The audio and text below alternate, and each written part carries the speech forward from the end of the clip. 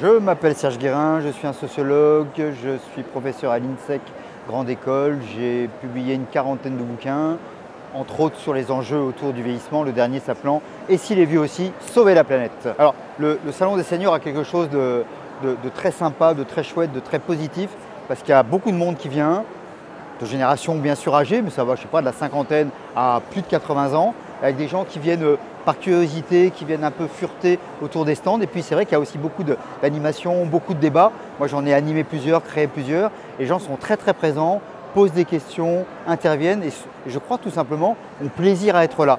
C'est quand même un des éléments les plus positifs qui soient. Ils s'informent, ils prennent du plaisir et on crée du lien. C'est pas mal. Je dirais que la première chose, c'est de ne pas rêver à un monde qui serait, je sais pas, une espèce de paradis qui serait totalement différent. Je dis toujours aux gens, ce n'est pas parce que vous allez devenir retraité que vous allez être un autre homme, une autre femme. Vous êtes construit une vie et elle va se poursuivre. À vous ensuite, parce que vous avez plus de liberté, à vous aussi d'avoir plus de responsabilité d'une certaine manière, puisque c'est vous qui allez beaucoup plus décider qu'auparavant. Les horaires, je me lève pas, et ainsi de suite. Qu'est-ce que j'en fais? Et finalement, être à la retraite, c'est pas être en retrait, c'est être actif d'une autre manière. Ça peut être le bénévolat, ça peut être l'accompagnement des petits-enfants, ça peut être élu local, ça peut être malheureusement parfois se retrouver en situation d'être aidant, ça peut être plein de choses comme ça. C'est à la fois se faire plaisir, penser à garder du lien avec les autres et puis cette notion d'utilité.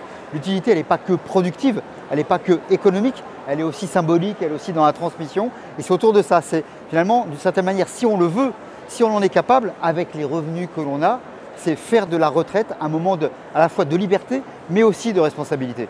Il n'est pas impossible que tout le monde ne soit pas à égalité face au passage à la retraite. Pour certaines personnes, il y a sans doute besoin d'être un minimum accompagné, d'y réfléchir en amont.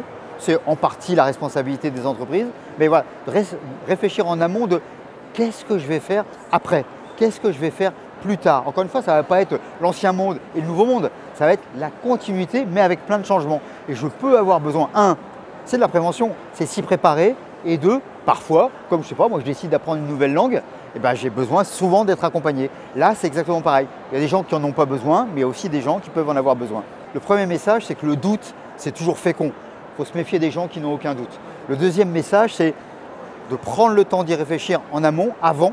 Alors, pas la peine d'y penser 20 ans avant, mais quand c'est dans les perspectives, se dire, ça va être maintenant. Savoir d'ailleurs si on en a vraiment envie ou pas, parce qu'on peut aussi continuer plus longtemps si on est en capacité, si on a la possibilité et si on en a envie. Et puis peut-être d'y réfléchir de sorte que ça se fasse progressivement ou pas. Et ça se discute, ça se réfléchit. Si on est en couple, ça se discute aussi en couple. C'est aussi un projet de vie.